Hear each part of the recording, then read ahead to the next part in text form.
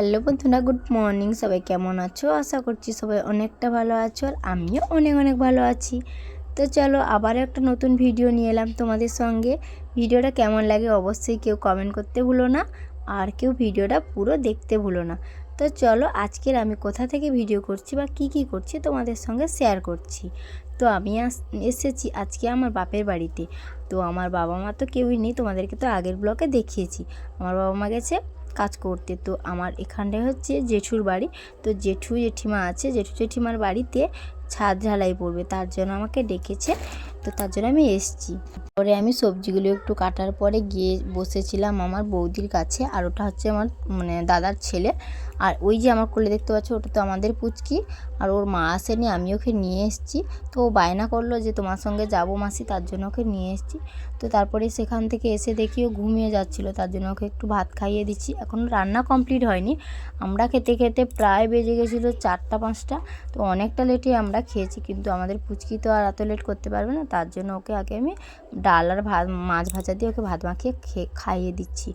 তো তোমাদের সঙ্গে একটু ভিডিওটা শেয়ার করলাম। তারপরে ওকে খাওয়ানোর পরে এখানে আমার দু কাকুর মেয়ে, একটা সেজো কাকুর মেয়ে আর একটা ছোটো কাকুর মেয়ে, ওদের সঙ্গে বসে বসে একটু আড্ডা মারলাম, গল্প করলাম। আর কি করব বলো, বাপের বাড়িতে এসেছি মানে আড্ডা মারা গল্প করা ছাড়া কিছুই কাজ থাকে না। তো এই যে আমাদের পুচকি বসে পড়েছে একটা পুচকি সোনা পুতুল নিয়ে, ওটাকে নিয়ে খেলছে আমার ছেলে আর আমাদের পুচকি। আর এখানে রান্না কত দূর হলো আমি তোমাদের সঙ্গে একটু দেখাবো বলে চলে এলাম।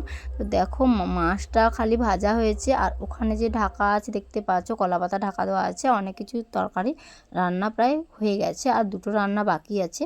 তো খুলে দেখালাম না তোমাদেরকে। আর অনেক লোকজন আছে আমার ক্যামেরা করতে বা ভিডিও করতে খুবই একটু কীরকম লাগছে, কে কী বলবে তার জন্য। তো দেখো ওই যে দেখতে পাচ্ছ ঢালাই মেশিন। তো আমি ঢালাই মেশিনটা আসার সময় ভিডিওটা করেছিলাম, কিন্তু তোমাদেরকে দেখাতে পারিনি ঢালাইটা, কারণ এমন জায়গায় ঢালাইটা হচ্ছে সেখানে আমার যাওয়ার মতো পজিশন নেই, তার জন্য। তো এই যে দেখো আমার কাকি খেতে দিচ্ছে, আর আমি ওই যে সবার পুচকিদের মাঝখানে আমি আগে বসে পড়েছি খেতে, তার কারণ আমি বাড়িতে চলে আসবো, থাকবো না, রাত্রি হয়ে যাবে, আমাদের ছোট পুচকি আছে তার জন্য। তো তাড়াতাড়ি করে খাওয়া দাওয়া করে আমি চলে আসছি।